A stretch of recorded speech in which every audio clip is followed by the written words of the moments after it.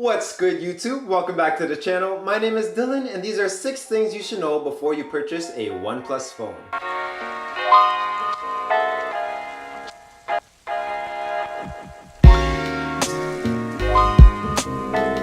So I've been an avid OnePlus fan since they started making phones, but I actually just purchased my first OnePlus phone last year, which was the OnePlus 5, and I've been using the OnePlus 6 for about 2 weeks now. I remember when I first wanted to purchase a OnePlus phone, I was super hesitant on dishing out that amount of money to get a newer phone.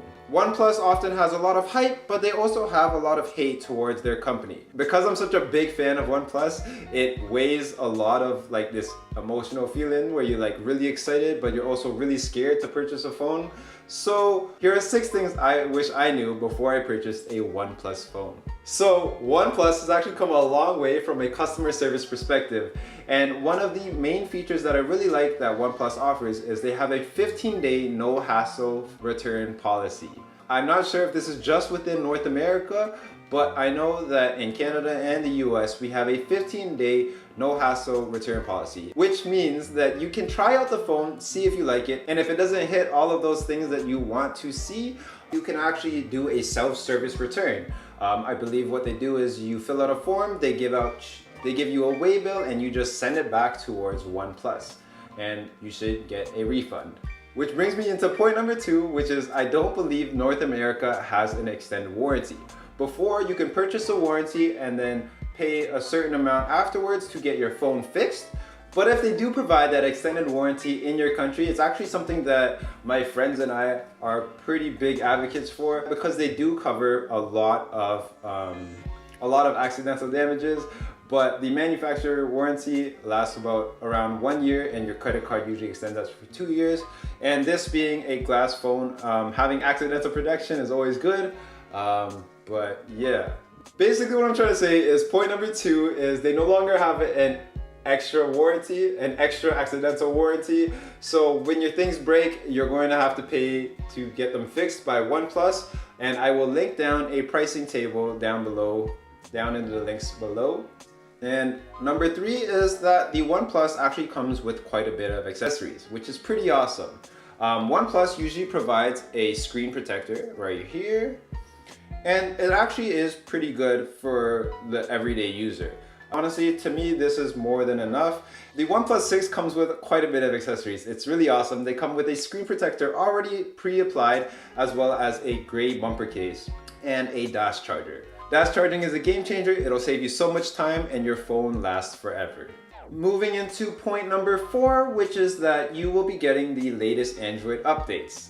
I'd be really excited to see when Android P gets released and gets put onto this phone. I think it'll look super awesome, and it's great because OnePlus 6 is actually higher up on the list than most other phones. That being said though, bringing us to point number 5 is technology moves super fast.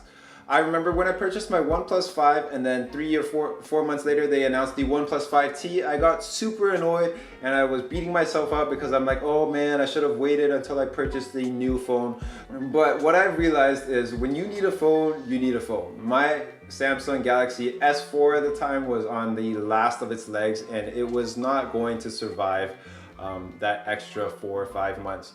So what I've come to terms with is when you need a phone and you find something that hits all of your minimum requirements, you should just get it. Those people that are contemplating between getting a OnePlus 6 and a OnePlus 6T is you will always be waiting for that additional upgrade. So if you're always waiting for the next best thing, you're probably going to be waiting for quite a while. So my recommendations is as long as it has everything that you want, if you're talking about image quality, video camera, like speed, RAM, whatever it is that you need from a phone, if the phone has it, you should just go out and grab it, as long as it works within your budget. And point number 6, which isn't really spec related, OnePlus related, I guess it's OnePlus 6 related, is that now that I'm like getting into all that social media and stuff, it's actually starting to really bug me, but the OnePlus 6 actually cuts off Instagram stories. I'm sure this could be fixed with the Android update. When you're looking at an Instagram story, the sides are actually cut. I believe this is because it has a notch and the aspect ratios would be like 19:9, whereas pretty much all Instagram stories are 16 by 9. I mean, to most people, they're probably not gonna care. They're probably not gonna, it's not gonna matter to them. But if you're like me, it bugs me because you can't see the whole Instagram story. I mean, it's such a minor issue, but I thought that you should know. So those were the main things that I thought people should know before they purchase a OnePlus phone. Comment down below if you have other things that you think people should know before they purchase a OnePlus phone. Thanks so much for watching this video. I'll catch you guys in the next one.